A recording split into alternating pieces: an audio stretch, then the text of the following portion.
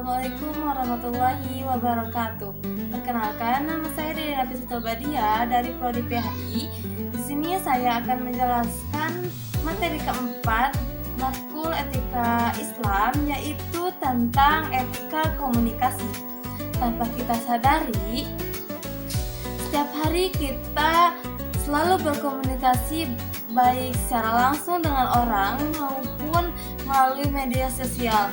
Nah, supaya komunikasi kita berjalan dengan baik dan tidak menimbulkan masalah, kita perlu memahami etika komunikasi. Yang pertama, kita membahas pengertian etika komunikasi.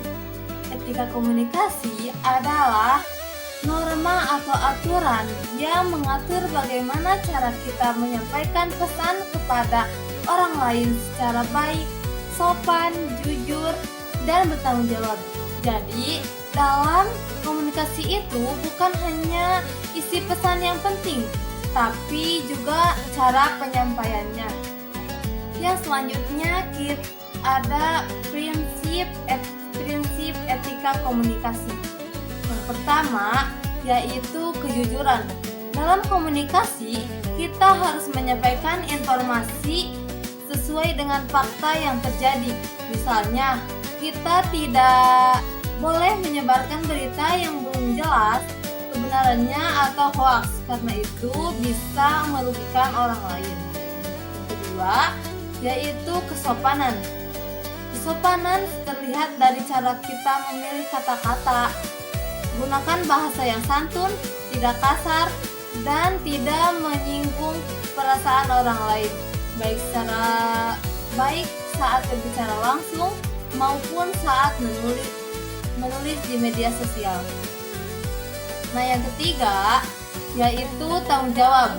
Artinya, kita harus siap menerima konsekuensi dari apa yang kita ucapkan. Jangan sampai kita berbicara sembarangan tanpa memikirkan dampaknya. Nah, yang keempat adalah empati. Empati berarti kita berusaha memahami perasaan dan sudut pandang orang lain. Dengan empati, kita bisa lebih berhati-hati dalam bicara dan tidak mudah menyakiti orang lain. Nah, yang kelima yaitu keadilan. Dalam komunikasi, kita harus menghargai pendapat orang lain, tidak memaksakan kehendak, serta memberi kesempatan kepada orang lain untuk menyampaikan pendapatnya. Nah, yang selanjutnya kita membahas fungsi atau manfaat dari etika komunikasi. Dengan menerapkan etika komunikasi, kita bisa menciptakan hubungan yang harmonis dengan orang lain. Selain itu, komunikasi menjadi lebih efektif karena pesan dapat dipahami dengan baik.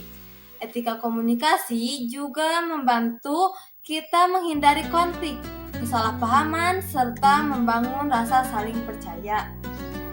Sekarang kita lihat contoh penerapannya dalam kehidupan sehari-hari.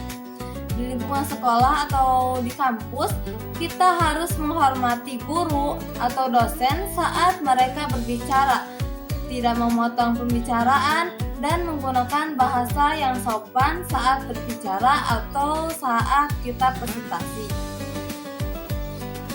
Yang selanjutnya di lingkungan keluarga, kita perlu berbicara dengan lembut kepada orang tua, mendengarkan saat mereka berbicara, dan tidak membentak. Sedangkan di media sosial, kita harus berhati-hati dalam berkomentar, tidak menyebarkan hoax, tidak melakukan cyberbullying, dan tetap menjaga sopan santun meskipun tidak bertatap muka langsung. Lalu, apa sih yang akan terjadi ketika kita tidak menerapkan etika komunikasi? Dampaknya bisa cukup serius, seperti terjadi konflik, kesalahpahaman, hilangnya kepercayaan dari orang lain, bahkan rusaknya hubungan sosial. Nah, yang terakhir ada bagaimana sih cara menerapkan etika komunikasi dalam kehidupan sehari-hari. Nah, ada beberapa cara yang bisa kita terapkan dalam kehidupan sehari-hari. Antara lain yang pertama, berpikir terlebih dahulu sebelum berbicara. Yang kedua, memilih kata-kata yang tepat. Yang selanjutnya, mendengarkan lawan bicara dengan baik, menghargai perbedaan pendapat, serta mengendalikan emosi saat berkomunikasi. Nah, itu yang dapat diterapkan di kehidupan sehari-hari dalam etika komunikasi. Yang terakhir, dapat kita simpulkan dari penjelasan tadi, jadi etika komunikasi itu sangat penting dalam kehidupan kita sehari-hari. Dengan menerapkannya, kita bisa menjalankan hubungan yang baik serta saling menghargai dan menciptakan komunikasi yang efektif. Mungkin dari saya cukup sekian. Mohon maaf bila ada kesalahan. Assalamualaikum warahmatullahi wabarakatuh.